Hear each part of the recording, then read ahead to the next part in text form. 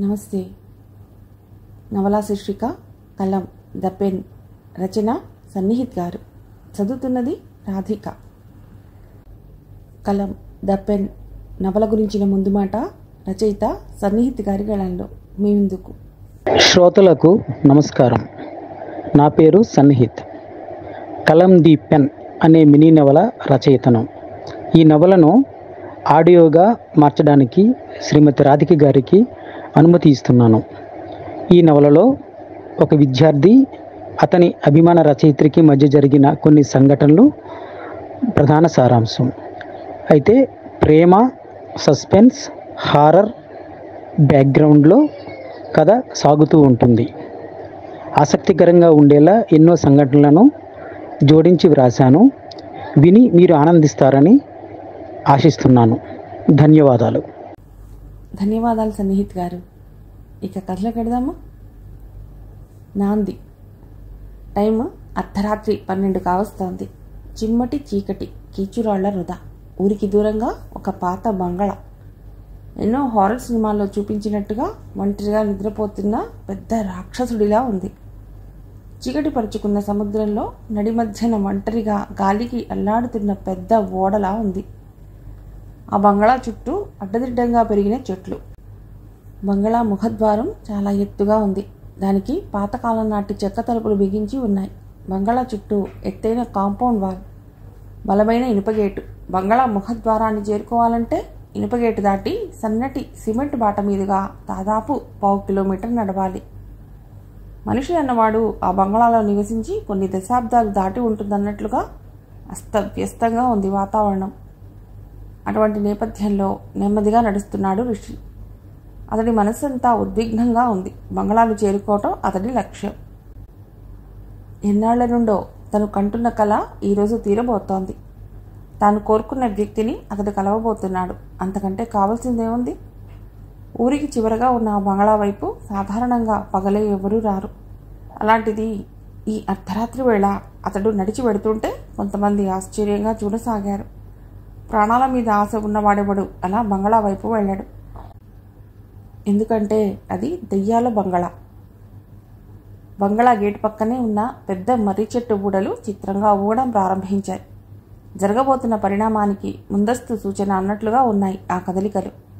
బంగళా గేటు దగ్గరికి చేరుకున్నాడు ఋషి. అంతలో ఎక్కడి నుండి వచ్చాడో ఒక వ్యక్తి. చూడటానికి పిచ్చోడిలా ఉన్నాడు. బాగా పెరిగిన గడ్డం, లోతైన కళ్ళు, చేతిలో ఒక కర్ర. చిత్రంగా అది వంపులు తిరిగి ఉంది.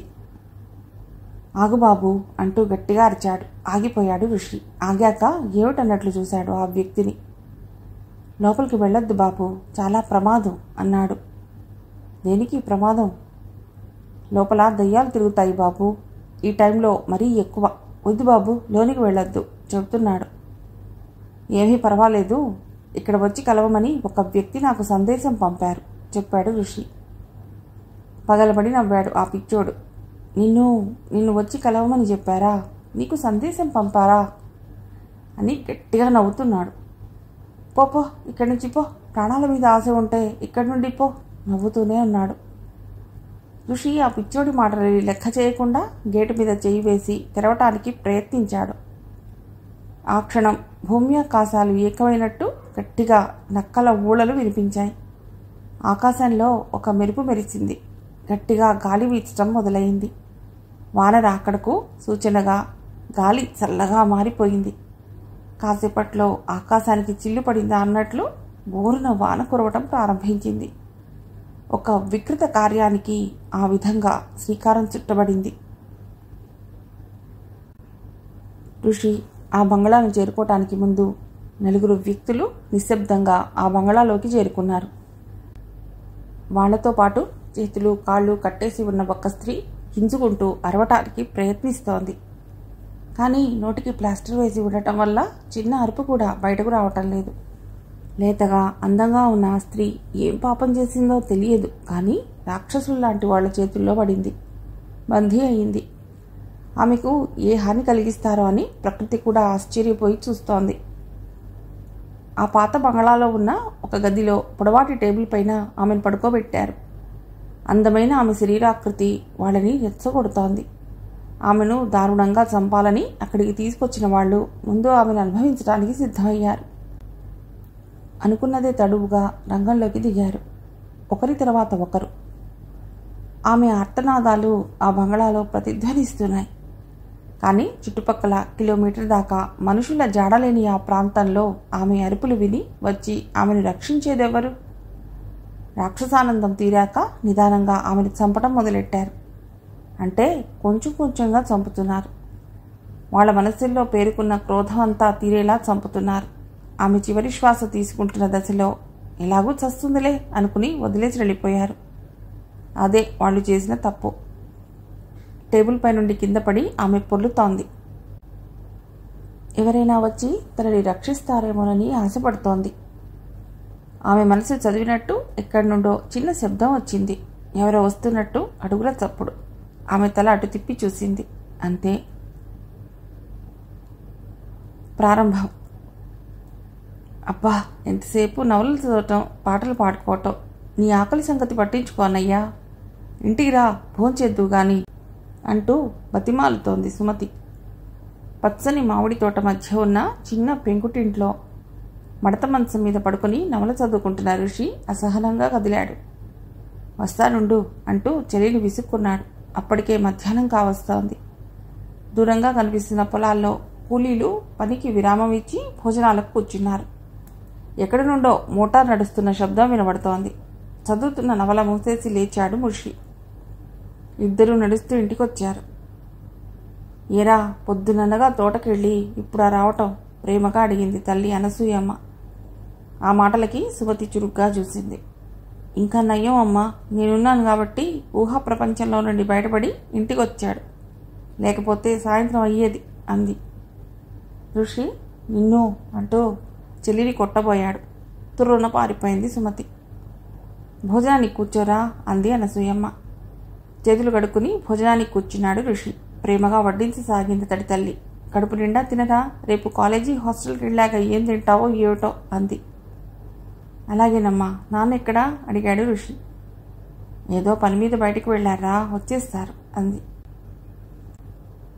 ఫోన్ చేశాక తన రూమ్లోకి వెళ్ళి బెడ్ మీద నడుము వాల్చాడు ఋషి. రెప్పవాల్చగానే అప్పటిదాకా చదివిన నవలలోని పాత్రలు కళ్ళ ముందు కదిలాయి. ఆ నవల వాణి అనే కొత్త రచయిత్రి రాసింది. స్త్రీ మనసులోని భావాలను ఎంతో అందంగా రాసింది ఆ రచయిత్రి. ప్రేమ, రొమాన్స్ ఇవన్నీ ఒక ఎత్తైతే నిజాయితీ అన్నది ఇంకో కోణం అని ఆ నవలలో రాయబడింది. నిజాయితీ లేని ప్రేమ విలువలేనిది అన్న విషయం ఎస్టాబ్లిష్ అయింది అందులో. నవలను చేతిలోకి తీసుకుని వెనక అట్ట మీద ఉన్న రచయిత్రి ఫోటో చూశాడు. చాలా యంగ్గా, అందంగా ఉందామె. అందం మాట అటుంచితే ఆమె రచనా శైలి మాత్రం అద్భుతం అనుకున్నాడు ఋషి. నవలను గుండెల మీద ఉంచుకుని అలాగే నిద్రలోకి జారుకున్నాడు. హాయ్ ఋషి, ఎవరో పిలుస్తున్నారు. నెమ్మదిగా కళ్ళు తెరిచి చూశాడు. ఎదురుగా వాణి, రచయిత్రి వాణి. తను ఫోటోలో చూసిన దానికంటే ఎన్నో రెట్లు అందంగా ఉంది. నవ్వుతూ తన్నే పిలుస్తోంది. హాయ్ వాణి అంటూ దగ్గరికి వెళ్ళాడు ఋషి. మీ నవల చాలా బాగుంది, కంగ్రాట్స్ అంటూ నవ్వాడు. Thank you. అయినా ఈ రోజుల్లో కూడా నవలలు చదివే వాళ్ళు ఉన్నారా? ఆశ్చర్యంగా అడిగింది. ఎందుకుండరు, నాలాంటి వాళ్ళు ఎవరో ఒకరు ఉంటారు కదా, అరుదుగా అన్నాడు ఋషి. యా, ఉండొచ్చు అంటూ నవ్వింది. ఇంకా ఏదో మాట్లాడదామని ప్రయత్నించాడు ఋషి. ఎవరో నవ్వుతుండటంతో మెళుగులోకి వచ్చాడు. ఇప్పటిదాకా తను వాణితో మాట్లాడింది కల్లోనా అనుకుని ఆశ్చర్యపోయాడు. అన్నయ్య, అప్పుడే నిద్రలోకి జారిపోయావా అంటూ నవ్వుతోంది సుమతి. నిద్ర లేదు, పోడు లేదు, చెప్పు అన్నాడు ఋషి. మెడికల్ కాలేజీలో జాయిన్ అయ్యాక నువ్వు చాలా మారిపోయావన్నయ్యా. ఏం మారిపోయానమ్మా, ఇంతకు ముందులాగా విన్నాను కదా. లేదన్నయ్య, ఎప్పుడూ నవలలు చదువుతూ ఏవో ఊహాలోకాల్లో విహరిస్తున్నావు. కొంపదీసి ప్రేమలో పడ్డావా నవ్వుతూ అంది. అలాంటిదేమీ లేదమ్మా, ఎప్పటిలాగానే ఉన్నాను. కాకపోతే మన మధ్య దూరం పెరిగింది కాబట్టి మీకు అలా కనిపిస్తున్నాను, సరేనా అన్నాడు ఋషి.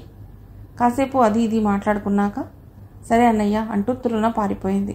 పిచ్చి పిల్ల అని నవ్వుకున్నాడు ఋషి. జీవితం ఒక లెక్కల టీచర్ లాంటిది. మనకు కొత్త కొత్త ప్రాబ్లమ్స్ ఇవ్వడమే దాని పని. హాయిగా చదువుకుంటున్న ఋషి జీవితంలో రచయిత్రి వాణి అనుకోకుండా ప్రవేశించింది. అంటే ఇందులో ఆమె తప్పేమీ లేదు. కేవలం ఆమె నవలలు చదివి విపరీతమైన అభిమానాన్ని పెంచుకుంటున్నాడు ఋషి. ఇందులో ఆమె అందం కూడా ముఖ్య పాత్ర వహిస్తుంది. ఆమె అందంగా లేకపోయి ఉంటే బహుశా ఋషి అంతగా ప్రభావితం కాకపోయేవాడేమో. ఇంటి దగ్గర నుండి మెడికల్ కాలేజీకి వచ్చేశాక రొటీన్గా క్లాసులకు ఎడుతున్నాడు ఋషి. క్లాస్లో ప్రొఫెసర్స్ చెప్తున్న పాఠాలు కూడా చెవికెక్కడం లేదు. ఎప్పుడూ ఒకటే ధ్యాస. ఆ ధ్యాస పేరు వాణి. క్లాసులు అయ్యాక హాస్టల్ రూమ్కి వచ్చి బెడ్ మీద వాలిపోయాడు. ఆటోమేటిక్గా అతడి మనస్సు వాణి మీదకి వెళ్ళిపోయింది. అలా ఆలోచనల్లో ఎంతసేపు గడిపాడో తెలియదు. రే మామ, బయటికి వెళ్ళి చాయ్ తాగొద్దాన్రా అంటూ లాక్కుపోయాడు రాజు. ఋషి బెస్ట్ ఫ్రెండ్ అతడు. కష్టసుఖాల్లో తోడుండే టైప్. ఇద్దరు బయటకు వచ్చి హాస్టల్ ఎదురుగా ఉన్న టీ హోటల్లో కూర్చున్నారు. ఏరా మామ, ఎప్పుడు ఏదో కోల్పోయినట్టు ప్రధ్యాసగా ఉంటున్నావేంట్రా గట్టిగా అడిగాడు రాజు. అదేం లేదురా, నార్మల్గానే ఉన్నాను చెప్పాడు ఋషి.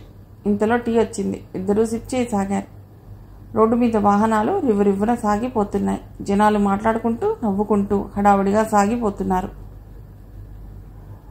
రాజు అన్నాడు, మన మెడికల్ సబ్జెక్ట్స్ ఎంతో కాన్సన్ట్రేట్ చేసి చదివితేనే అర్థం కావు. అలాంటిది నువ్వు ఇలా అయిపోతే కష్టం రా. కొంచెం చదువు మీద దృష్టి పెట్టు. అబ్బా ఆపరా నీ క్లాసు, చదువుకేం ఇబ్బంది రాదులే అన్నాడు ఋషి. సరే నీ ఇష్టం పద అంటూ లేచాడు రాజు. ఇద్దరూ హాస్టల్కి వచ్చేశారు. రాజు మాటలకి ఏదో ఒకటి చెప్పి తప్పించుకున్నాడు ఋషి. కానీ మనస్సాక్షి నుండి తప్పించుకోలేడు కదా. అందుకే మౌనంగా ఆలోచనలోకి జారుకున్నాడు. వాణి పేపర్లు ముందేసుకుని రాసుకుంటోంది. మొదటి నవల రాశాక కొంత గ్యాప్ తీసుకుని రెండవ నవల రాయడం ప్రారంభించింది. చిన్నప్పటి నుండి సాహిత్యాన్ని ఎంతో ఇష్టంగా చదివింది. ఎప్పుడూ మనసు కథల మీదే ఉండేది. డిగ్రీ పూర్తయ్యాక జాబ్ చేయమని చాలామంది ఎంకరేజ్ చేశారు. కానీ ఉద్యోగాలకి ట్రై చేయకుండా రచనల మీదే దృష్టి పెట్టాలని నిర్ణయించుకుంది. దిగాక కానీ లోతు తెలియదంటారు పెద్దలు. సాహిత్యం చూడటం ఈజీ, సృష్టించడం కష్టం. మొబైల్ రింగ్ అవ్వటంతో రాసుకుంటున్న వాణ్ణి లిఫ్ట్ చేసి హలో అంది. హలో, నేను సవ్యసాచిని. మాట్లాడుతున్నది వాణిగారేనా అని వినబడింది. కాసేపు మైండ్ బ్లాంక్ అయింది వాణికి. సవ్యసాచి అంటే ప్రముఖ రచయిత సవ్యసాచి కాదు కదా అని ఆలోచించింది. అవును సార్, నమస్కారం అంది. నమస్కారం, మీరు రాసింది చదివాను, బాగా రాస్తున్నారు, మీతో మాట్లాడాలి, ఆఫీస్కి వచ్చి ఒకసారి కలవండి అని ఫోన్ పెట్టేశాడు. అర్థం కాలేదు వాణికి. సవ్యసాచికి తనతో ఏం పని? అతడు గొప్ప రచయితే కావచ్చు, కానీ తనని పిలవలసిన అవసరం ఏమొచ్చింది? ఆలోచనలో పడింది. అయినా ఒకసారి కలిసి వస్తే మంచిది అనుకుని రెడీ అయ్యింది. సవ్యసాచి ఆఫీస్ ముందు ఆటో దిగింది వాణి. సవ్యసాచి రచయిత అన్న బోర్డు చూసి లోనికి వెళ్ళింది. వాణిని చూడగానే లోపలికి వెళ్ళండి మేడం అని చెప్పాడు ఆఫీస్ బాయ్. లోపల రూమ్లోకి వెళ్ళింది వాణి. చాలా నిశ్శబ్దంగా ఉంది అక్కడ. రైటింగ్ టేబుల్ ముందు కూర్చుని రాసుకుంటున్నాడు సవ్యసాచి. వాణిని చూడగానే లేచి కమాన్ వాణి రండి అని ఆహ్వానించాడు. థ్రిల్ అయింది వాణి. తను ఎంతగానో ఆరాధించే ఒక గొప్ప రచయితను ప్రత్యక్షంగా చూడటం ఆమెకు కల్లా అనిపించింది.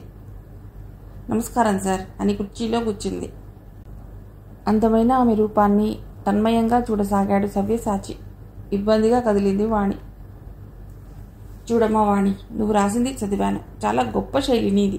కాకపోతే దానికి కొంచెం మెరుగులు దిద్దాలి. అప్పుడే నీ రచనలకి మరింత ప్రొఫెషనాలిటీ వస్తుంది, రీడబిలిటీ పెరుగుతుంది. అది ఎలా సాధించాలో నీకు నేను ట్రైనింగ్ ఇస్తాను. 1 నెల రోజుల పాటు నా దగ్గరికి వస్తూ ఉండు అన్నాడు సవ్యసాచి. వాణికి మొదట అర్థం కాలేదు. పని కట్టుకుని ఈయన తనని ఎందుకు ప్రోత్సహించాలి? అతడి మనసులో ఏమైనా దురుద్దేశం లేదు కదా అన్న సందేహం వచ్చింది ఆమెకు.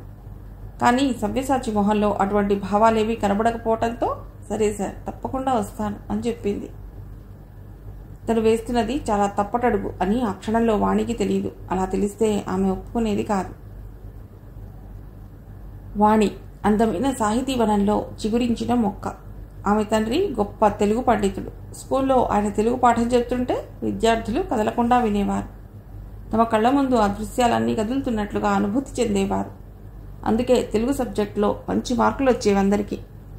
ఇంట్లో కూడా అదే వాతావరణం ఉండేది. గొప్ప గొప్ప రచయితలు రాసిన పుస్తకాలు ఇంటి నిండా ఉండేసరికి అప్రయత్నంగా వాటిని చిన్నప్పటి నుండే చదివింది వాణి. సాహిత్యం పట్ల అభిరుచి పెంచుకుంది. ఇప్పటికైనా తను కూడా గొప్ప రచయిత్రి కావాలని కలలు కనేది. చిన్నప్పుడు జరిగిన ఒక సంఘటన ఆమెలోని రచనా తృష్ణకు తార్కాణం. ఆమె తండ్రి ప్రతిరోజు ఇంటికొచ్చాక వాణిని కాసేపు చదివిస్తాడు. అందులో భాగంగా ఆమె పుస్తకాలని చెక్ చేయసాగాడు. ఒక నోట్ పుస్తకంలో ఆమె రాసిన కవిత చదివి ఆశ్చర్యపోయాడాయన.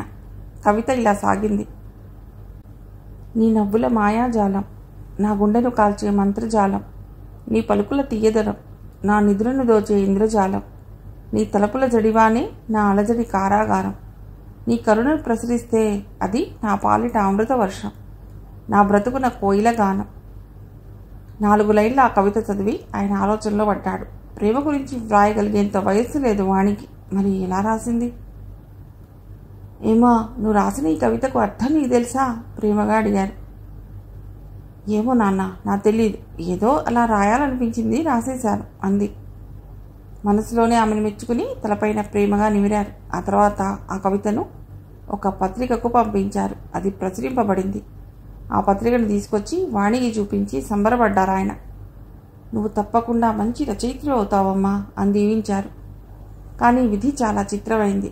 ఆమె చిన్నగా ఉన్నప్పుడే తండ్రి గుండెపోటుతో మరణించాడు. తీరని విషాదాన్ని మిగిల్చాడు. అసహాయురాలైన ఆమె తల్లి నానా కష్టాలు పడి ఆమెను పెంచింది. వాణి కూడా చదువుపై దృష్టి నిలిపి డిగ్రీ వరకు చదివింది. ఏదో చిన్న జాబ్ చేస్తూ తల్లికి చేదోడు వాదోడుగా ఉండేది. కానీ విధి మళ్లీ వక్రించడంతో ఆమె తల్లి కూడా అనారోగ్యం పాలై స్వర్గస్థురాలైంది. వాణి ఒంటరిదయింది. ఆ ఒంటరితనం ఆమెను మరింత రాటు తేల్చింది. ఖాళీ సమయాల్లో రచనలు చేయడానికి ప్రయత్నిస్తుండేది. లక్కీగా ఆమె రాసిన రచన ప్రచురింపబడటం, అది సవ్యసాచి దృష్టిలో పట్టడం జరిగింది. అక్కడే వాణి జీవితం మలుపు తిరిగింది. వాణి ఫోటో చూసిన దగ్గర నుండి ఋషి మనసులో కలిగిన సంచలనం క్రమక్రమంగా పెరగటం మొదలైంది. బహుశా అది లవ్ ఎట్ ఫస్ట్ సైట్ కావచ్చు. వాణిని వ్యక్తిగతంగా చూడకపోయినా ఆమె రచనలు చదివి ఫోటో చూసి ఆమె వ్యక్తిత్వం గురించి ఒక అంచనాకొచ్చాడు ఋషి. ఆమెను ఆరాధించసాగాడు. మనసులో కలుగుతున్న స్పందనలకి ప్రేమ అని పేరు పెట్టుకున్నాడు. చదువు తగ్గించి ఊహల్లో విహరించడం ఎక్కువైంది. ఫ్రెండ్స్ వారిస్తున్నా కూడా అదే తీరు.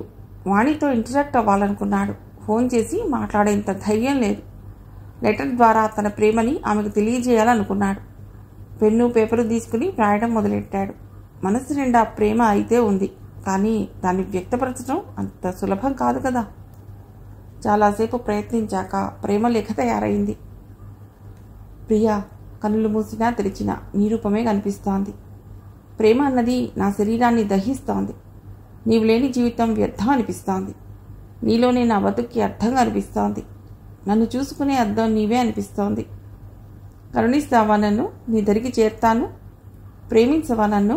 నీ ముంగిట వాలతాను. కానీ నా ప్రేమను మాత్రం కాదనకు. ఇంతటితో నా జీవితాన్ని ముగిస్తాను. ఇట్లు నీ అభిమాని ఋషి. తలా తోకాలేని ప్రేమలేఖను పూర్తి చేసి సంతృప్తిగా నవ్వుకున్నాడు ఋషి. వాణి తప్పకుండా తన ప్రేమను అంగీకరిస్తుంది అన్న నమ్మకంతో ఆ లెటర్ని పోస్ట్ చేశాడు. ఎవడి పిచ్చి వాడికి ఆనందం అంటే ఇదే మరి. సవ్యసాచి ఆఫీస్కి వెళ్ళటానికి బయలుదేరింది వాణి. కాగితాలు, పెన్ను లాంటి రచనా సామాగ్రి ఒకసారి సరిచూసుకుని స్కూటీ మీద రయ్యిన దూసుకుపోయింది.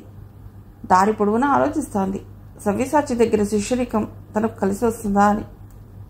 తప్పకుండా కలిసి వస్తుంది. అలా కాకపోయినా తన పట్టుదలతో మరింత బాగా రాయటం నేర్చుకుంటుంది. అది మాత్రం నిజం.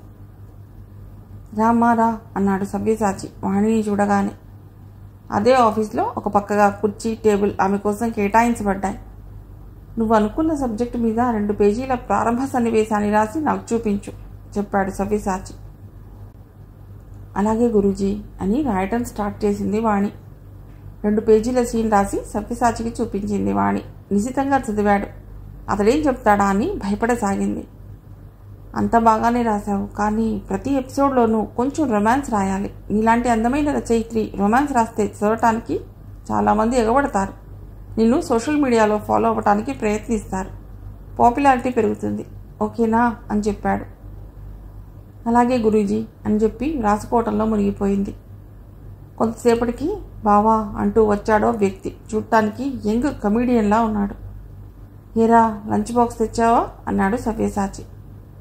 తెచ్చాను బావా అని చెప్పి వాణి వైపు అదోలా చూడసాగాడు. వాణి, వీడు నా బావమర్ది. ముద్దుగా మేం బోకు అని పిలుచుకుంటాం. వీడి అక్కకు అంటే నా భార్యకు చేదోడు వాదోడుగా ఉంటాడని మా దగ్గరే ఉండమన్నా. వీడితో కొంచెం జాగ్రత్త అని బోకు వైపు తిరిగి, వచ్చిన పని అయింది కదా వెళ్ళరా అని అరిచాడు సవ్యసాచి. మూలుక్కుంటూ వెళ్ళిపోయాడు బోకు.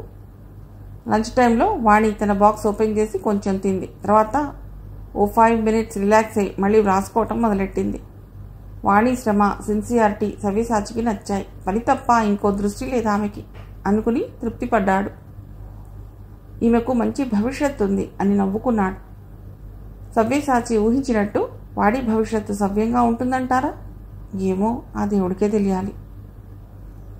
ఋషి రాసిన ప్రేమలేఖ వాణి ముందు ఉంది. చదివాక కొంచెం కోపం వచ్చింది ఆమెకు. ఫోటో చూసి తను రాసింది చదివి ప్రేమిస్తున్నానని లెటర్ రాశాడంటే ఏ ఎడాల్సెంటో అయి ఉంటాడు, లేదా ఇన్ఫాక్చుయేషన్లో ఉండి ఉంటాడు. ఇలాంటి వాళ్ళ లెటర్స్ పట్టించుకోవడం అనవసరం. తను ఎంచుకున్న ఈ రచనా రంగంలో కష్టపడి పైకి రావాలి, అదే తన లక్ష్యం అనుకుంది. హాయ్ వాణి గారు, ఎలా ఉన్నారు? వస్తూనే విష్ చేశాడు బోకు. చిరాగ్గా మొహం పెట్టింది వాణి. సారీ, మిమ్మల్ని డిస్టర్బ్ చేసినట్లున్నాను అనుకుంటూ సవ్యసాచి దగ్గరికి వెళ్ళిపోయాడు. వాణి రాసుకోసాగింది. ఇంతలో ఒక వ్యక్తి అక్కడికి వచ్చాడు. చూడటానికి చిన్న సైజ్ పొలిటీషియన్లా ఉన్నాడు. వాణిని చూడగానే అతడి కళ్ళు విప్పారాయి. ఒక అద్భుతాన్ని చూస్తున్నట్టు ఆమెనే చూడసాగాడు. ఇబ్బందిగా ఫీల్ అయింది వాణి. సవ్యసాచి వచ్చి, రండి రావు గారు అంటూ లోని తీసుకెళ్లాడు. చాలాసేపు ఇద్దరూ ఏదో డిస్కషన్స్లోకి వెళ్ళిపోయారు. కాసేపు అయ్యాక అతడు వెళ్ళిపోతూ వాణిని అదోలా చూశాడు. రావు గారు, ఈ పేరెక్కడో విన్నది వాణి. ఆలోచిస్తే గుర్తుకొచ్చింది. అతడు పెద్ద పేరున్న సినీ నిర్మాత. బహుశా ఏ స్క్రిప్ట్ పని మీద సవ్యసాచి దగ్గరకు వచ్చి ఉంటాడు. కానీ అతడి చూపే ఏదో తేడాగా ఉంది. ఏటో ప్రపంచం అంతా వింతగా ఉంది. ప్రతి మగాడు ఆడదాన్ని ఎన్నడూ చూడనట్టు గుచ్చి గుచ్చి చూస్తాడు. అదేం ఆనందమో అనుకుని వ్రాసుకోసాగింది. సవ్యసాచి వచ్చి, చూడమ్మా వాణి, ఇప్పుడొచ్చింది నిర్మాత రావు. సినీ ఇండస్ట్రీలో మంచి పేరుంది. నీ గురించి అడిగాడు. వీలైనప్పుడు నేను పరిచయం చేస్తాను, సరేనా అన్నాడు. ఆయన చెప్పేది అర్థం కాకపోయినా అలాగే గురూజీ అంది. బోకు సవ్యసాచితో, బావా, వాణిగారు నాతో సరిగ్గా మాట్లాడటం లేదు, నువ్వైనా చెప్పు మాట్లాడమని అంటూ బతిమాలాడు. సిగ్గులేదురా నీకు? ఎద్దులా పెరిగావు, బుద్ధి లేదా? ఆ అమ్మాయిని చక్కగా రాసుకోను, నీ పిచ్చివాగుడితో డిస్టర్బ్ చేయకు అంటూ చీవాట్లేశాడు సవ్యసాచి. మొహం కట్టుపెట్టుకుని వెళ్ళిపోయాడు బోకు. ఒక అమ్మాయి ముందు తనను అవమానించడం చాలా సీరియస్గా తీసుకున్నాడు అతడు. దానికి కారణమైన వాణి పొగరు అణచాలని నిర్ణయించుకున్నాడు. నిర్మాతరావు చాలా అసహనంగా ఉన్నాడు. సమయం రాత్రి 10 దాటింది. తన గెస్ట్ హౌస్ ముందు లాన్లో కూర్చుని మందు సేవిస్తున్నాడు రావు. ఎంత తాగినా నిషా ఎక్కడం లేదు. వాణిని ఎలా అనుభవించాలా అన్న సమస్య బుర్రలో గిరగిరా తిరుగుతోంది. వాణి అందం పదే పదే అతడి కళ్ల ముందు కదిలి చిరాకు పెడుతోంది. తన కెరీర్లో ఎంతోమంది అందగత్తెలని అనుభవించాడు. వేషాలిమని వచ్చే ప్రతి ఆడదాన్ని వాడుకున్నాడు. కానీ వాణి విషయం వేరు. ఆమె రచయిత్రి, పైగా చాలా సాధారణమైన మధ్యతరగతి అమ్మాయి. తను తొందరపడి ముందుకెడితే ఎలా రియాక్ట్ అవుతుందో తెలియదు. సవ్యసాచి ద్వారా ప్రయత్నించవచ్చు, కానీ అతనికి ఇవేమీ పట్టవు. కేవలం తన పని మీదే ధ్యాస. ఎలా? మొబైల్ తీసి సవ్యసాచికి కాల్ చేశాడు. హలో, నేను రావుని అన్నాడు. చెప్పండి రావు గారు, అటుండి సవ్యసాచి గొంతు. సవ్యసాచి, నీ తెలుసుగా, కొత్త సినిమా ఒకటి తీయాలనుకుంటున్నాను. దానికి మంచి స్క్రిప్ట్ కావాలి. నీ దగ్గర పనిచేస్తున్న వాణి వ్రాసిన సబ్జెక్ట్ నాకు పనికొస్తుందేమో. ఒకసారి ఆమె నన్ను కాంటాక్ట్ చేయమని చెప్పు అన్నాడు రావు. Oh great, she very lucky. తప్పకుండా ఆమెకు చెప్తాను అని పెట్టేశాడు సవ్యసాచి. తెల్లనివన్నీ పాలు అని నమ్మే సవ్యసాచికి రావు మనస్సులోని దురుద్దేశం తెలియదు. మరుసటి రోజు వాణి రాగానే, నువ్వు చాలా లక్కీ అమ్మా, మొదటి నవల పూర్తి కాకముందే సినిమా అవకాశం వచ్చింది. నిన్న వచ్చిన ప్రొడ్యూసర్ రావు గారు నీ స్క్రిప్ట్ అడిగారు. కోర్స్ నీ కథాంశం నేను అతడికి కొంచెం చూచాయిగా చెప్పాననుకో. నువ్వు ఒకసారి ఆయన్ని కలిసి మొత్తం స్టోరీ చెప్పాలి, సరేనా అని చెప్పాడు. బాగా సంతోషపడింది వాణి. తర్వాత రోజు రావు గారిని కాంటాక్ట్ చేసింది. సాయంత్రం 7 తర్వాత గెస్ట్ హౌస్కి వచ్చి సబ్జెక్ట్ చెప్పమన్నాడు రావు. కాసేపు చటపటాయించింది. సరే సార్, వస్తాను అని చెప్పింది. అదే ఆమె చేసిన తప్పు. వాణి తనతో మాట్లాడగానే ఒక వ్యక్తికి ఫోన్ చేశాడు రావు. పిట్ట బోన్లోకి వస్తుంది, ఏ సమస్య రాకుండా చూసుకోవాలి, అర్థమైందా అన్నాడు. అలాగే గురువుగారు, తప్పకుండా, మీకే సమస్య రాదు, హాయిగా ఆమెను అనుభవించండి అని చెప్పాడు అవతలి వ్యక్తి. ఫోన్ కట్ అయింది. రావుగారు మాట్లాడిన వ్యక్తి బోకు, సవ్యసాచి బామ్మర్ది మిస్టర్ బోకు. వాడికి ప్రేమలేఖ రాసిన తర్వాత ఆమె సమాధానం ఇస్తుంది అన్న ఊహలో బతికేస్తున్నాడు ఋషి. చదువు పట్ల పెద్దగా శ్రద్ధ చూపటం లేదు. ఎప్పుడూ ఏదో స్వాప్నికావస్థలో ఉండసాగాడు. ఫ్రెండ్ రాజొచ్చి, ఏరా ఋషి, ఎప్పుడు అదే ధ్యాసలో ఉంటే ఇలా? కాలేజీలో సింగింగ్ పోటీలు జరుగుతున్నాయి, పాటలు బాగా పాడుతుంటావు కదా, పార్టిసిపేట్ చేయరా అని చెప్పాడు. తనకి కూడా డైవర్షన్లా ఉంటుందని అంగీకరించాడు ఋషి. కాలేజీ ఆడిటోరియం స్టూడెంట్స్తో కిక్కిరిసిపోయింది. డయాస్ పైన ఒక పక్కగా వేసిన టేబుల్స్ ముందు జడ్జీలు కూర్చుని ఉన్నారు. గాయకులు పాడటం కోసం మైక్ ఏర్పాటు చేయబడింది. అనౌన్స్మెంట్ చేసే కుర్రవాడు వరుసగా పేర్లు పిలుస్తున్నాడు. మొదట వచ్చిన ఒక అబ్బాయి చక్కటి శాస్త్రీయ గీతాన్ని ఆలపించి అందరినీ అలరించాడు. జడ్జెస్ అతడికి మంచి మార్కులే వేశారు. తర్వాత వచ్చిన అమ్మాయి ఒక పాత మెలోడీని పాడింది. సుశీల గారి గొంతు ఇమిటేట్ చేస్తూ బాగానే పర్ఫామ్ చేసింది. ఆమె కూడా మంచి మార్కులే పడ్డాయి. తర్వాత ఋషి పేరు అనౌన్స్ చేయబడింది. అందరూ చప్పట్లు ఈలలతో హోరెత్తించేశారు. ఆ శబ్దాల మధ్య ఋషి డయాస్ మీదకొచ్చాడు. గొంతు సవరించుకుని పాట మొదలెట్టాడు. నా పాట పంచామృతం, నా గానాన గీర్వాణి స్నానాలు సాగింప అని అందుకున్నాడు. శ్రోతలంతా మంత్రముగ్ధులై వినసాగారు. ఒరిజినల్ సినిమా పాటలో ఉన్న సంగతులన్నీ చక్కగా తన గొంతులో పలికించాడు ఋషి. పాట పూర్తయ్యేటప్పటికీ శ్రోతలంతా ఆనంద పారవస్యానికిలోనే తన్మయత్వంతో ఊగిపోయారు. చప్పట్లతో దద్దరిల్లిపోయింది ఆడిటోరియం. జడ్జిస్ మొహాల్లో ఆనందం కుట్టొచ్చినట్లు కనబడింది. మార్కుల సంగతి చెప్పేదేముంది, తర్వాత వరుసగా వచ్చిన స్టూడెంట్స్ అంతా పాడి వెళ్లారు. చివరిలో రిజల్ట్స్ అనౌన్స్ చేశారు. అందరూ ఊహించినట్లుగానే ఋషికి ఫస్ట్ ప్రైజ్ వచ్చింది. కంగ్రాట్స్ మావా, కంగ్రాట్స్ భయ్యా, కంగ్రాట్స్ అండి, ఇలా ఎన్నో అభినందనలు. అన్నిటినీ ఆస్వాదించి హాస్టల్ వైపు వచ్చేశాడు. హాయ్ ఋషి గారు, వెనక నుండి వినబడిందో తీయటి స్వరం. తిరిగి చూశాడు. ఒక అమ్మాయి చాలా అందంగా ఉంది. చెప్పండి అన్నాడు. నేను మీ జూనియర్ని. ఇందాక ఆడిటోరియంలో మీరు పాడింది విన్నాను. చాలా బాగా పాడారు. Congrats for winning the prize అని చేయి సాచింది. థ్యాంక్ యూ అని చేయందించాడు ఋషి. ఇద్దరూ నడుస్తూ మాట్లాడుకోసాగారు. ఆమె తన గురించి చెప్తోంది. ఋషికి అంత ఆసక్తి లేకపోయినా మర్యాద కోసం వినసాగాడు. అలా నడుస్తూ హాస్టల్ దాకా వచ్చేశారు. ఋషి, బాయ్ అండి, మా హాస్టల్ వచ్చేసింది, ఇక పెడతాను అన్నాడు. అప్పుడే హాస్టల్ వచ్చేసిందా? డిసప్పాయింట్ అయిందా అమ్మాయి. సరే అండి, మళ్ళీ కలుద్దాం అని చెప్పి వెళ్ళిపోయింది. రిలీఫ్గా ఫీల్ అయ్యాడు ఋషి. హాస్టల్ లోపలికి వస్తుంటే ఎవరో చెప్పారు, రే ఋషి, నీకు ఆ అమ్మాయితో మాటలేమిట్రా? ఈ సిటీలో ఉన్న ఒక పెద్ద రౌడీగాడి చెల్లెలది. దాంతో మామూలుగా మాట్లాడాలంటేనే భయం. అలాంటిది నువ్వు హాస్టల్ దాకా తీసుకొచ్చావు, జాగ్రత్త అని హెచ్చరించాడు. ఇందులో నా తప్పే ఉంది అనుకుని లైట్ తీసుకున్నాడు ఋషి. అది అతడు అనుకున్నంత చిన్న విషయం కాదని తర్వాత తెలుసుకున్నాడు. ఆ రాత్రి ఋషి మొబైల్ రింగ్ అవ్వసాగింది. ఏదో కొత్త నెంబర్. లిఫ్ట్ చేసి హలో అన్నాడు. హాయ్, ఏం చేస్తున్నారు? తీయటి స్వరం. తిని నిద్రపోతున్నాను. మీరెవరు? నాకెందుకు ఫోన్ చేశారు?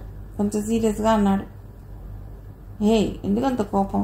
ఈ టైంలో నాలాంటి అమ్మాయి ఫోన్ చేస్తే ఎగిరి గంతేస్తారు తెలుసా? హస్కీగా అంది. నాకు నిద్ర వస్తోంది, ఇప్పుడు ఎగిరి గంతేయలేను వెటకారంగా అన్నాడు ఋషి. సాయంత్రం మీతో మాట్లాడాను, అప్పుడే నన్ను మర్చిపోయారా? ఓహ్ సారీ, మీరా? ఎవరో అనుకున్నాను, చెప్పండి అన్నాడు.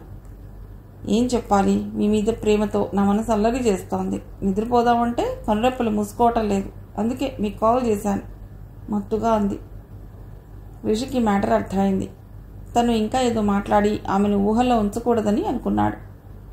సీరియస్గా, చూడండి, ఇప్పటికే నేను ఒకరిని ప్రేమిస్తున్నాను. నా మనసు ఖాళీగా లేదు, దయచేసి నన్ను క్షమించండి అని ఫోన్ కట్ చేశాడు.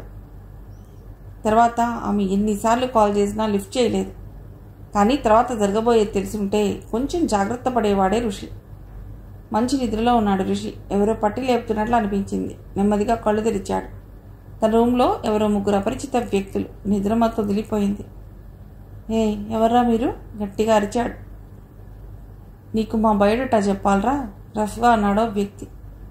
ఇంకో వ్యక్తి వచ్చి ఋషి పిడరెక్కలు విరిచి పట్టుకున్నాడు. గింజుకోసాగాడు ఋషి. మొదటి వ్యక్తి ఆజ్ఞ మేరకు మూడో వ్యక్తి ఋషి మొహం మీద బలంగా గుద్దాడు. ముక్కు దూలం పగిలి రక్తం నెమ్మదిగా కారింది. ఆ తర్వాత ఆ వ్యక్తి పొట్టలో బలంగా గుద్దాడు. బాధతో మూలిగాడు ఋషి. ఈ రాత్రివేళ తనపై జరుగుతున్న నిశ్శబ్ద దాడికి కారణం తెలియటం లేదు. మొదటి వ్యక్తి, ఏరా నా చెల్లి లవ్ చేయమంటే ఫోర్స్ కొట్టావుట, తోలు తీస్తా నా కొడక. దేన్నో లవ్ చేస్తున్నానని చెప్పావుట, దాన్ని నిన్ను ఇద్దరిని వేసేస్తా జాగ్రత్త అని ఆగి, నువ్వు నా చెల్లిని తప్ప ఎవరిని లవ్ చేసినా చంపేస్తా అని వార్నింగ్ ఇచ్చాడు. తర్వాత నిశ్శబ్దంగా వెళ్ళిపోయారు వాళ్ళు. బెడ్ మీద కూలబడిపోయాడు ఋషి. వాళ్ళంతా నొప్పిగా ఉంది. తన మీద తనకే జాలేసింది ఋషికి. చేయని తప్పుకు శిక్ష అనుభవించడం అంటే ఇదే. పొద్దున రాజు వచ్చి పరిస్థితి చూసేదాకా ఋషి అలా బెడ్ మీదనే పడి ఉన్నాడు. వెంటనే మెడికల్ రూమ్కి తీసుకెళ్లి ఫస్ట్ ఎయిడ్ చేయించాడు రాజు. బాధగా అనిపించింది రాజుకి. మనసులో ఎటువంటి కల్మషం లేని ఋషికి ఈ సమస్యలేమిటో అనుకుని ఆశ్చర్యపోయాడు. క్లాసులకు వెళ్లే మూడు లేక ఆ రోజు ఇద్దరూ హాస్టల్లోనే ఉండిపోయారు. సాయంకాలం దాటి చీకట్లు ముసురుకుంటున్నాయి. నగరమంతా విద్యుత్ వెలుగు దుప్పటిని కప్పుకుంటోంది. వాణి రోడ్డు మీదకి వచ్చి ఆటో అని పిలిచింది. ముందుకొచ్చి ఆగిన ఆటో ఎక్కి జూబ్లీ హిల్స్ అంది. ఆటో రయ్యన దూసుకుపోయింది. వాణి మనసంతా ఎగ్జైటింగ్గా ఉంది. తను చెప్పే కథ రావు గారికి నచ్చుతుందో లేదో. ఆయన పెద్ద నిర్మాత. తన కథ ఆయన చేతిలో పడితే ఇక తన కెరీర్కి ఢోకా ఉండదు. చూడాలి, ఏదో రకంగా తన కథను బాగా ప్రజెంట్ చేసి ఆయన్ని మెప్పించాలి అనుకుంది. రావు గారి గెస్ట్ హౌస్ ముందు ఆటో దిగి గేట్ దగ్గరికి వెళ్ళింది. సెక్యూరిటీ గార్డ్ సెల్యూట్ చేసి గేట్ తెరిచాడు. బహుశా రావు గారు తను వచ్చే సంగతి ముందుగానే చెప్పి ఉంటారు. లోపల లాన్ దాటి గెస్ట్ హౌస్లోకి వెళ్ళింది. కమాన్ వాణిరా అంటూ ఆహ్వానించాడు రావు. తెల్లటి లాల్చీ పైజామాలో శృంగార పురుషుడిలా ఉన్నాడు. వాణిని ఆరాధనగా చూడసాగాడు. వాణి సర్దుకుని కూర్చుంది. సార్, కథ చెప్పమంటారా అంది. గట్టిగా నవ్వేశాడు రావు. ఇలా అయితే ఎలా పైకి వస్తావు? కథ సంగతి తర్వాత, ముందు ఏదైనా సరదాగా చెప్పు అదోలా అన్నాడు. ఏమిటి సార్ మీరు మాట్లాడేది? చిరాగ్గా అంది వాణి. కూల్ బేబీ కూల్ అంటూ ఫ్రిజ్ తెరిచి మందు బాటిల్ బయటకు తీశాడు. Will you take one peg అడిగాడు. What the nonsense is this అరుస్తూ లేచింది వాణి. కూల్ వాణి కూల్, సరే కథ చెప్పు అంటూ కూర్చున్నాడు రావు. వాణి చెప్పసాగింది. రావు మందు సిప్ చేస్తూ వింటున్నట్టు నటిస్తున్నాడు. కానీ అతడి దృష్టి అంతా వాడి శరీరం మీదే ఉంది. ఇలాంటి అందాన్ని అనుభవించని జీవితం వృధా. కానీ వాణి అందుకు ఒప్పుకుంటుందా? ఆశ నిరాశల మధ్య రావు మనసు ఊగిసలాడుతోంది. నిషా తలకెక్కాక, వాణి నా మాట విను, కమాన్ హగ్ మీ కిస్ మీ, నేనెక్కడికో తీసుకెడతా ముద్దగా అన్నాడు. వాణికి అతడు ఇక్కడికి ఎందుకు రమ్మన్నాడో అన్న దాని మీద ఫుల్ క్లారిటీ వచ్చింది. లేచి నిలబడి గుమ్మం వైపు కదిలింది. గబుక్కున వాణి చేయి పట్టుకున్నాడు రావు. చూడు వాణి, నువ్వు వర్టికల్గా పైకి ఎదగాలంటే హారిజాంటల్గా పడుకోవాలి. ఇక్కడ ఇదే సూత్రం. నాకు కోఆపరేట్ చేయి, నిన్ను దేవతలా చూసుకుంటాను. ఏదేదో వాగుతున్నాడు. చేయి విదిలించుకుని గబగబా పరుగులాంటి నడకతో బయటకు వచ్చింది వాణి. సెక్యూరిటీ గార్డ్ వింతగా చూస్తున్నాడు. గేట్ దాటి బయటకు వచ్చి ఎదురుగా వచ్చిన ఆటోని ఆపి ఎక్కింది. ఆమె గుండెలు ఇంకా అదురుతూనే ఉన్నాయి. నిజంగా ఈరోజు తన అదృష్టవంతురాలు. టైం బాగుండి ఆ రావు బార్ నుండి బయటపడింది. లేకపోతే ఈ పాటికి తను బలైపోయేది. సీట్లో వెనక్కి వాలింది. ఆటో ఆమె ఇంటి వైపు దూసిపోతోంది. తేరుకున్న రావు ఒక్కసారి చూశాడు. వాణి జాడలేదు. మై గాడ్, ఇది తప్పించుకుందా అనుకుని పొళ్ళు పటపటా కొరికాడు. వెంటనే బోకుకి కాల్ చేశాడు. రే, తప్పించుకుంది, మన విషయం బయటికి రాకుండా చూడు అని చెప్పి పెట్టేశాడు. తన కోరిక కాదంటుందా? ఎంత ధైర్యం! అహం దెబ్బతింది రావుకి. వాణిని చాలా గట్టి దెబ్బ కొట్టాలని ఆ రోజే నిర్ణయించుకున్నాడు. దెబ్బలు తిన్న ఋషి కొంచెం కోలుకుంటున్నాడు. వాణి మీద ప్రేమ ఇంకాస్త ఎక్కువైంది. ఊహల్లో ఆమెతో మాట్లాడుతున్నట్టు, నవ్వుతున్నట్టు, ఎక్కడెక్కడికో వెళ్ళిపోతున్నట్టు. మనస్సు ప్రయాణానికి అడ్డు లేదు కదా. అప్పుడప్పుడు వాణికి ప్రేమలేఖలు కూడా రాస్తున్నాడు. కానీ వాణి దగ్గర నుండి ఎటువంటి రిప్లై రావటం లేదు. అయినా నిరాశ చెందకుండా రాస్తూనే ఉన్నాడు. పుల్లయ్య ఒక చిన్న సైజ్ సినీ నిర్మాత. చిన్న చిన్న సినిమాలు తీస్తూ కొత్త వాళ్ళని ప్రోత్సహిస్తూ ఉంటాడు. అతడి దృష్టి వాణి మీద పడింది. పత్రికల్లో ఆమె రాస్తున్న వాటికి వస్తున్న మంచి స్పందన చూసి ఆమెకు అవకాశం ఇవ్వాలని అనుకున్నాడు. వెంటనే వాణిని సంప్రదించాడు. వాణి అప్పటికే సవ్యసాచి దగ్గర నుండి వచ్చేసింది. స్వతంత్రురాలయ్యింది. ఏ నిర్ణయమైనా తనే తీసుకోవాలి. మొదట వాణి భయపడింది. రావు చూపించిన అనుభవం ఆమె ఇంకా మర్చిపోలేదు. అందుకే కొంచెం కేర్ఫుల్గా డీల్ చేసింది. తన దగ్గరికే వచ్చి కథ తీసుకోమని చెప్పింది. పేమెంట్, కథా హక్కులు మొదలైనవి జాగ్రత్తగా చూసుకుంది. సినిమా షూటింగ్ స్టార్ట్ అయింది. కథా ప్రకారం ఒక పాత బంగళా కావాలి. దానికోసం పుల్లయ్య ఊరి బయట ఉన్న ఒక మంచి పాత బంగళాని ఎంచుకున్నాడు. షూటింగ్ రోజున వాణిని కూడా స్పాట్కి రమ్మన్నాడు. సరే సార్ వస్తాను అని చెప్పింది. తర్వాత రోజు షూటింగ్ స్పాట్కి వెడుతుందనగా ఋషి రాసిన ఉత్తరం ఆమె చేతిలో పడింది. తెలిసి చదివింది. వాణి, ఎన్నో లెటర్స్ రాసినప్పటికీ నువ్వు సమాధానం ఇవ్వటం లేదు. నా ప్రేమ నీకు ఇష్టం లేదా? నా ప్రేమలో నిజాయితీ నీకు కనబడటం లేదా? ఈసారి సమాధానం ఇవ్వకపోతే నేను చనిపోతాను. ఈ లెటర్ నా రక్తంతో రాశాను. బై ఋషి. విపరీతమైన కోపం వచ్చింది వాణికి. ఏమనుకుంటున్నాడు వీడు? లెటర్స్ రాసి ప్రేమిస్తున్నానంటే తను ప్రేమలో పడిపోవాలా? పిచ్చి బాగా ముదిరిందిడికి. సరిచేయాలి వీడిని అనుకుంది. తను వెళ్ళబోతున్న షూటింగ్ స్పాట్ దగ్గరకు వచ్చి కలవమని రిప్లై ఇచ్చింది.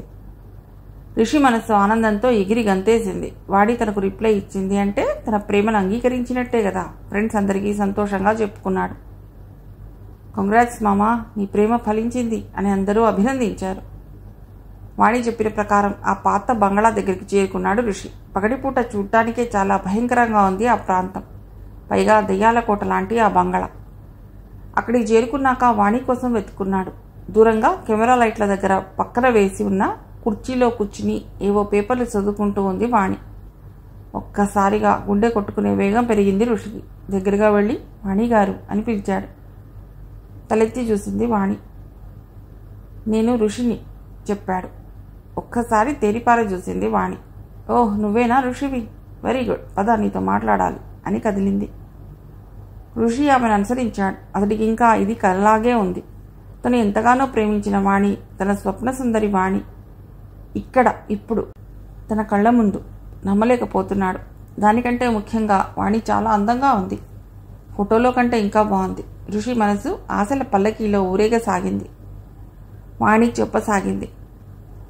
చూడండి ఋషి, మీరు ఒక మెడికో. రేపటి సమాజానికి మీ అవసరం ఎంతో ఉంది. చదువు మీద శ్రద్ధ పెట్టకుండా నా వెనక ప్రేమ దోమ అంటూ తిరగటం ఎంతవరకు సమంజసం? పైగా నాకు ఈ ప్రేమల పట్ల అంత ఇంట్రెస్ట్ లేదు. ఇంకెప్పుడు నాకు లెటర్స్ రాయొద్దు. ప్రేమిస్తున్నానని వెంటపడవద్దు. మంచిగా చెప్పాను, వినండి. కాదని ఎక్కువ చేస్తే పరిణామాలు సీరియస్గా ఉంటాయి. ఇక మీరు వెళ్ళండి, బాయ్ అని చెప్పింది. గుండె బద్దలైపోయింది ఋషికి. కన్నీళ్ళు వచ్చాయి. కనబడకుండా చేత్తో తుడిచేసుకున్నాడు. ఫీలింగ్స్ని కంట్రోల్ చేసుకుంటూ, అలాగే వాణి, ఇక నిన్నెప్పుడు డిస్టర్బ్ చేయను, నన్ను క్షమించు అని చెప్పి అక్కడి నుంచి వచ్చేశాడు. ఆగకుండా కన్నీరు వస్తూనే ఉంది ఋషికి. ప్రేమించడం తన తప్ప? వాణి ఎంత చులకనగా మాట్లాడింది. తన ప్రేమని ఎంత తక్కువ చేసింది. పోనీలే, తను ఆకాశాన్ని అందుకోవాలనుకున్నాడు. తనది అత్యాశే, తనకి అర్హత లేదేమో అనుకుని సర్ది చెప్పుకున్నాడు. రూమ్కి వచ్చాక బెడ్ మీద వాలిపోయాడు. వెక్కి వెక్కి ఏడ్చాడు.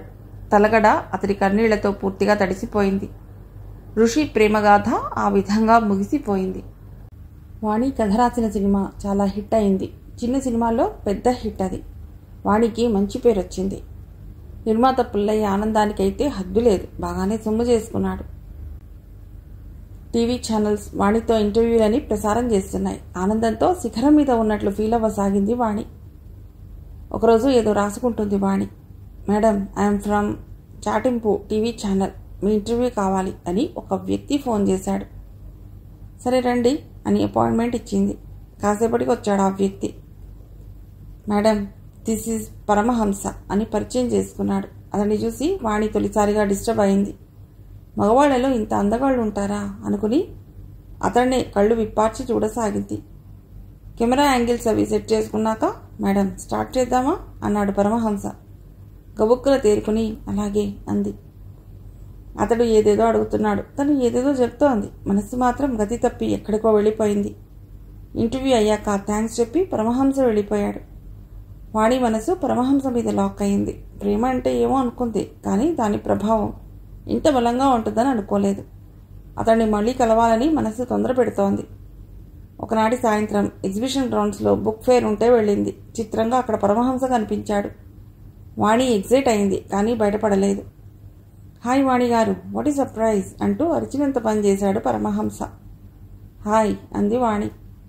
ఇద్దరు సాహిత్యం గురించి చాలాసేపు మాట్లాడుకుంటూ మొత్తం స్టాల్స్ అన్నీ తిరిగారు. వాణి మనసు చాలా హాయిగా ఎగరసాగింది. ఆమె వయస్సు తంత్రులని మీటే విద్వాంసుడు పరమహంస అయ్యాడు. చాలాసేపు తిరిగాక, వాణి గారు, can you join with me for dinner అడిగాడు పరమహంస. తటపటాయించింది వాణి. మనసు వద్దని చెప్పినా వయసు మాత్రం ఒప్పుకో అని చెప్పింది. ష్యూర్ వస్తాను అంది. ఇద్దరూ ఖరీదైన రెస్టారెంట్లో ఎదురెదురుగా కూర్చున్నారు. మ్యూజిక్ సన్నగా వినిపిస్తోంది. లైటింగ్ డీమ్గా ఉంది. వాతావరణం ఇంటిమసీని పెంచుతోంది. వాణి కొంచెం ఓపెన్ అయి మనసు విప్పి మాట్లాడసాగింది. పరమహంస ఆమె సౌందర్యాన్ని విభ్రాంతిగా చూస్తూ వింటున్నాడు. ఆర్డర్ చేసిన పదార్థాలు వచ్చాక నెమ్మదిగా తినసాగారు. డిన్నర్ పూర్తయ్యేటప్పటికీ వారిద్దరి మధ్య మంచి మానసిక సామీప్యత ఏర్పడింది. డిన్నర్ అయ్యాక అతను కారులో వాణిని ఇంటి దగ్గర డ్రాప్ చేశాడు పరమహంస. గుడ్ నైట్ అని చెప్పి వెళ్ళిపోయాడు. అతడు వెళ్ళిపోతుంటే చాలా లోన్లీగా ఫీల్ అయింది వాణి. ఇంటికొచ్చి బెడ్ మీద వాలిపోతూ ఇన్నాళ్లకు తన మనసుకి నచ్చిన ఒక వ్యక్తి లభించాడని మురిసిపోయింది. ఆ రాత్రి ఆమెకు నిద్ర కరువైంది. పరమహంసపై ఆలోచనలు ఎంతకీ తెక్కపోవటం దానికి కారణం. మెడిసిన్ ఫైనల్ ఇయర్లోకి వచ్చాడు ఋషి. గతాన్ని మర్చిపోయి చదువు మీద శ్రద్ధ పెట్టాడు. ఒకరోజు హాస్టల్ బస్లో భోజనం చేస్తుండగా ఫ్రెండ్స్ అందరూ మాట్లాడుకుంటున్నారు. ఎస్పీ బాలసుబ్రహ్మణ్యం గారు కండక్ట్ చేస్తున్న పాడుతా తీగ ప్రోగ్రామ్ సెలక్షన్స్ అవుతున్నాయి. మన కాలేజీ నుండి నువ్వు పార్టిసిపేట్ చేయొచ్చు కదరా అన్నారు. ఆశ్చర్యపోయాడు ఋషి. నాకు అంత సీన్ లేదురా. ఏదో కాలేజీ లెవెల్లో పాడటం వరకు ఓకే, కానీ టీవీ షోలో పాడటం అంటే మాటలా, చాలా టాలెంట్ ఉండాలి అన్నాడు. ఫ్రెండ్స్లో ఒకడు, భలే వాడివిరా, నిన్ను నువ్వు తక్కువ అంచనా వేసుకోకు. అందరూ మొదట నీలా చిన్న గాయకులే, తర్వాత కృషి చేసి పెద్ద స్థాయికి వెళ్లారు. ట్రై చేయరా అన్నాడు. ఇదేదో మంచి సలహానే అనిపించింది ఋషికి. ఆడిషన్స్ కోసం టీవీ వాళ్ళు రమ్మన్న చోటికి వెళ్ళాడు ఋషి. అక్కడికి వచ్చిన ఔత్సాహిక గాయని గాయకులను చూడగానే బాలుగారు హోస్ట్ చేస్తున్న ఆ ప్రోగ్రాంకి ఎంత క్రేజ్ ఉందో అర్థమైంది. ప్రతి ఒక్కరి దగ్గర చిన్నపాటి డైరీ ఉంది. బహుశా అందులో చాలా పాటలు రాసుకుని ఉంటారు. పైగా మొబైల్ ఫోన్లో ప్లే అవుతున్న పాటలని హెడ్ ఫోన్స్ పెట్టుకుని వింటున్నారు. ఆర్గనైజర్స్ తమ పేరు పిలవగానే లోనికి వెళ్లి పాట పాడి వినిపించి వస్తున్నారు. ఋషి కొన్ని పాటలన్నీ మనసులో అనుకున్నాడు. చాలాసేపటి తర్వాత తన టర్న్ వచ్చింది. లోనికి వెళ్ళాడు. లోపల టేబుల్, కుర్చీ వేసి ఉన్నాయి. 3 వ్యక్తులు జడ్జెస్గా కూర్చున్నారు. ఒక మైక్ కూడా ఉంది. ఏది ఒక పాట పాడు అన్నాడు కళ్ళద్దాన్ని పైకి దోసుకుంటూ అక్కడి ఒక మెంబర్. ఋషి గొంతు సవరించుకున్నాడు. చక్కటి పాట ఒకటి ఆలపించడం మొదలెట్టాడు. Pin drop silence. పాట అయిన తర్వాత జడ్జెస్ నిశ్శబ్దంగా ఏదో రాసుకున్నారు. ఇహను వెళ్ళొచ్చు, సెలెక్ట్ అయితే తెలియజేస్తాం అన్నారు. ఋషి బయటకు వచ్చేశాడు. హాస్టల్కి వచ్చాక, ఏరా టీవీ వాళ్ళు ఏమన్నారు, పిలుస్తా ఉన్నారా ఫ్రెండ్స్ అడుగుతున్నారు. ఏమోరా, నా ప్రయత్నం చేశాను, ఇక వాళ్ళ ఇష్టం అన్నాడు ఋషి. తర్వాత ఆ సంగతి మర్చిపోయాడు. రొటీన్లో పడిపోయాడు. కొన్ని రోజుల తర్వాత టీవీ వాళ్ళ నుండి పిలిపొచ్చింది. ఆనందంతో ఊగిపోయాడు ఋషి. కానీ ఒకవైపు ద్వైధీభావం. మెడిసిన్ కూడా పూర్తవుతోంది. డాక్టర్గా ఎదగాలా లేక గాయకుడిగా ప్రయత్నించాలా అన్న డైలమా ఋషికి మొదలైంది. ఫ్రెండ్స్ అంతా, ఏం పర్వాలేదురా, ముందు గాయకుడిగా ప్రయత్నించు, క్లిక్ అవ్వకపోతే బ్యాకప్గా మన డాక్టర్ వృత్తి ఎలాగో ఉంది, డోంట్ వరీ అని ప్రోత్సహించారు. కొండంత ఉత్సాహంతో పాడుతా తీయగాలో పాడటానికి నిర్ణయించుకున్నాడు. మొదటి రోజు స్టూడియోలో శ్రీ ఎస్పీ బాలసుబ్రహ్మణ్యం గారిని చూడగానే వెళ్ళి పాదాభివందనం చేశాడు. చిరంజీవ చిరంజీవ అని దీవించారు ఆయన. పోటీ ప్రారంభమైంది. మొదటి రౌండ్లో ఋషి నెగ్గుకొచ్చి రెండో రౌండ్కి వెళ్ళాడు. తర్వాత ఫైనల్ రౌండ్కి కూడా వచ్చాడు. ఆ ప్రోగ్రాం టీవీలో వస్తున్నప్పుడు వాణి దృష్టిలో పడ్డాడు ఋషి. ఓహో, ఇతడు గాయకుడు కూడానా అనుకుని ఆశ్చర్యపోయింది. పోనీలే, ప్రేమ మత్తు వదిలి దారిలో పడ్డాడు అనుకుంది. వాణి మనస్సు ఇప్పుడు పూర్తిగా పరమహంసతో నిండిపోయింది. ప్రేమ అన్న పదానికి అర్థం 100% తెలిసింది వాణికి. దానికి కారణం పరమహంస. స్త్రీని ఒక అపురూపమైన వస్తువులా ట్రీట్ చేస్తాడు. ఈ భూమి మీద అత్యంత విలువైనదేది అని అతను అడిగితే ఠక్కున స్త్రీ అని సమాధానం ఇస్తాడు. స్త్రీ అంటే అంత గౌరవం, ఆరాధన అతడికి. వాణి కథ రాసిన రెండో సినిమా కూడా హిట్ అయింది. దాన్ని కూడా పుల్లయ్యే నిర్మించాడు. క్రమంగా వాణికి సినిమా సర్కిల్స్లో పాపులారిటీ పెరగసాగింది.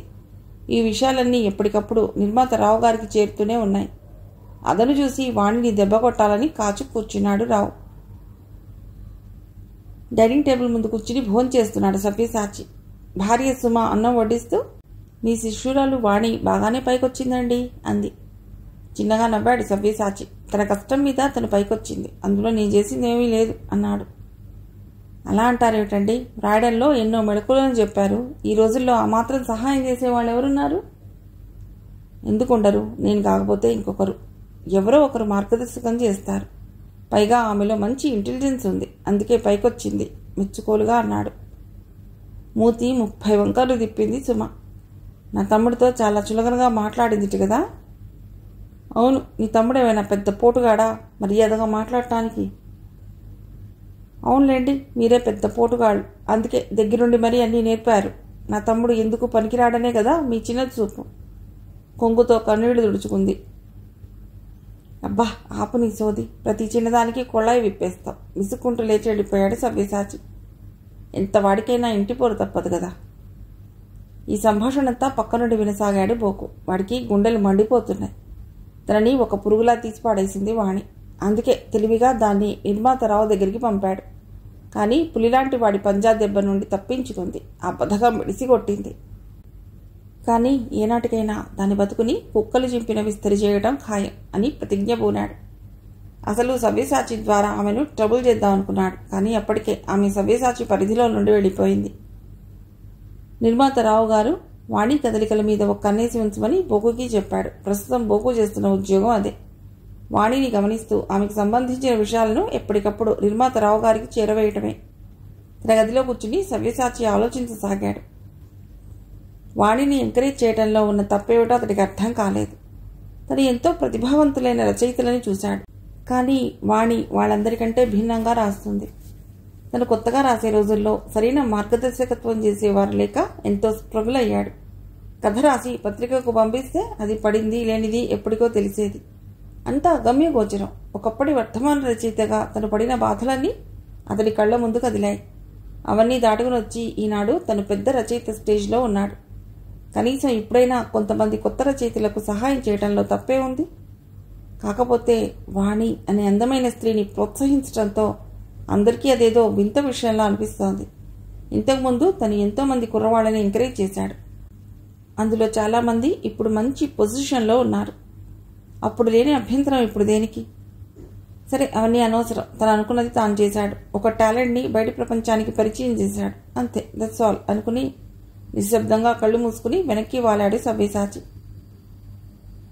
ఋషి పాడుతా తీయగా ప్రోగ్రాంలో నెగ్గటానికి మరింత కృషి చేస్తున్నాడు. స్వర మాధుర్యానికి మరింత సానబెడుతున్నాడు. ఫైనల్స్లో పాడే గాయని గాయకులందరికీ రిహార్సల్స్ కోసం అన్నపూర్ణ స్టూడియోస్కి రమ్మన్నారు టీవీ వాళ్ళు. ఋషి స్టూడియోకి వెడుతూ తన ఫ్రెండ్ని కూడా తీసుకెళ్లాడు.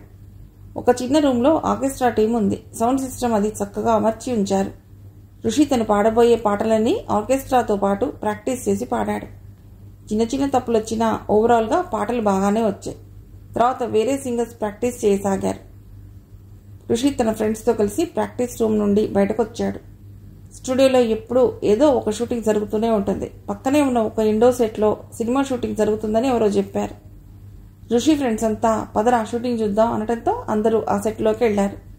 లోపలంతా చీకటిగా ఉంది. మధ్యలో లైట్స్ అన్నీ ఫోకస్ చేయబడ్డాయి. ఆర్టిస్టులు పొజిషన్లో ఉన్నారు. ఎవరో గట్టిగా సైలెన్స్ అని అరిచారు. డైరెక్టర్ స్టార్ట్ కెమెరా యాక్షన్ అని మైక్లో అరిచాడు.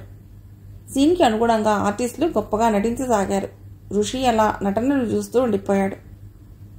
సినిమా చూస్తున్నప్పుడు తెలియదు కానీ ఇప్పుడు చూస్తుంటే నటన అనేది ఎంత కష్టమో అర్థమైంది ఋషికి. సీన్ అవ్వగానే స్టూడియోలో లైట్లు వెలిగాయి. అప్పుడు చూశాడు ఋషి. డైరెక్టర్ పక్క సీట్లోనే కూర్చుని ఉంది వాణి. ఏదో డిస్కస్ చేస్తోంది. క్షణం పాటు డిస్టర్బ్ అయ్యాడు ఋషి. ఈలోగా వాణి కూడా ఋషి వైపు చూసింది. చూపులు కలుసుకున్నాయి. ఇద్దరిలోనూ చిన్నపాటి కలవరం. తల తిప్పి ఏటో చూస్తున్నట్టు నటించసాగింది వాణి. పదండ్రా బయటకు పోదాం అని వచ్చేశాడు ఋషి. మనసంతా ఎవరో సూదులతో గుచ్చుతున్నట్లుగా ఉంది అతడికి. అయినా వాణిని ప్రేమించింది తను. కేవలం వన్ సైడ్ లవ్. వాణి మీద ప్రేమని మర్చిపోయానని అనుకున్నాడు ఋషి. కానీ అది మనసు పొరల్లో ఇంకా తడిగానే ఉందని ఈ సంఘటనతో తెలిసొచ్చింది. మూసి ఉన్న తలుపుల వైపు ఎంతకాలం చూస్తే ఏం లాభం? వాణికి తన మీద ఎటువంటి ప్రేమ లేదు, ఉండదు కూడా. తనే ఈ మాయలో నుండి బయటపడాలి. తన కెరీర్ పైన మరింత దృష్టి నిలిపి ఈ బాధలో నుండి బయటపడాలి. గట్టిగా నిశ్చయించుకున్నాడు. ఈ క్షణం నుండి వాణి ఎవరో తనకు తెలియదు, అంతే. తిరిగి ప్రాక్టీస్ రూమ్కి వచ్చేశాడు ఋషి. అప్పటికి మిగతా సింగర్స్ ప్రాక్టీస్ పూర్తి చేసుకుని రిలాక్స్ అవుతున్నారు. ఋషి మళ్లీ పాడటం మొదలెట్టాడు. చిత్రంగా అతని మనసు పాటల మీద ఉండటం లేదు. ఎక్కడో చిన్న డిస్టర్బెన్స్. కీబోర్డ్ ప్లేయర్ జాన్సన్ ఋషి వైపు చూస్తూ, ఏం బాబు, ఏమైంది? ఇప్పటిదాకా బాగానే పాడావు కదా, ఇలా అయితే వినవడం కష్టం అన్నాడు. సారీ సార్, మళ్ళీ ట్రై చేస్తాను అన్నాడు ఋషి. ఇంకోసారి ట్రై చేశాడు. కానీ మళ్ళీ అవే తప్పులు చేస్తున్నాడు. ఇక లాభం లేదని జాన్సన్ సరిచేయడం మానేశాడు. ఆ రోజు ప్రాక్టీస్ ముగిసింది. తన అకామిడేషన్కి వచ్చేశాక ఆలోచనలో పడ్డాడు ఋషి. తను ఎంతో గాఢంగా ప్రేమించిన వాణి ఎటువంటి డిస్టర్బెన్స్కి లోనవ్వకుండా హాయిగా తన కెరీర్పై దృష్టి పెట్టి ముందుకు సాగిపోతూ ఉంటే తనెందుకు కెరీర్ని పాడు చేసుకోవాలి? తనలోనే తప్పుంది, సరి చేసుకోవాలి అనుకున్నాడు. నిర్మాతరావు సమక్షంలో కూర్చుని ఉన్నాడు జర్నలిస్ట్ పరమహంస.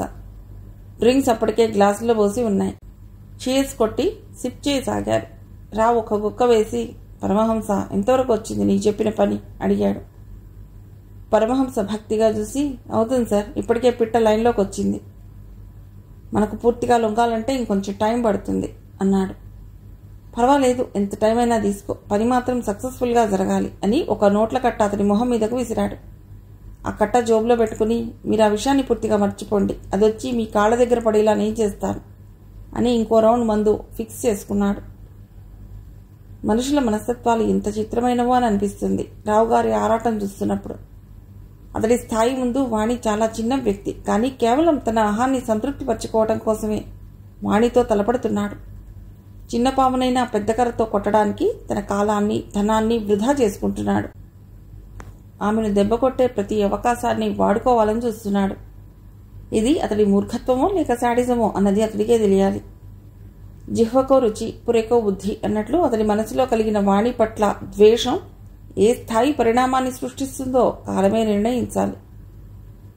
రావుగారి దగ్గర నుండి వచ్చేశాక వాణికి ఫోన్ చేశాడు పరమహంస. అప్పటికి టైం అర్ధరాత్రి దాటింది. ఫోన్ డిస్ప్లేలో పరమహంస పేరు చూసి ఆనందంగా లిఫ్ట్ చేసింది వాణి. హాయ్, చెప్పండి అంది. నువ్వే చెప్పాలి డియర్, నెమ్మదిగా అన్నాడు పరం. కిసుక్కున నవ్వింది వాణి. పొద్దుటుండి ఒక్కసారి కూడా కాల్ చేయలేదు, మర్చిపోయారా అంది. నిన్ను మర్చిపోవటమా? అది కేవలం నా మరణంతోనే సాధ్యం, నొచ్చుకున్నట్టు అన్నాడు. ఓహ్ సారీ డియర్, ఊరికే అన్నాను, అంతలా ఫీల్ అవ్వకు అంది. ఫీల్ అవ్వకుండా ఉండగలనా? డ్రమాటిక్గా అన్నాడు. సరే సరే, ఎప్పుడు కలుద్దాం అంది.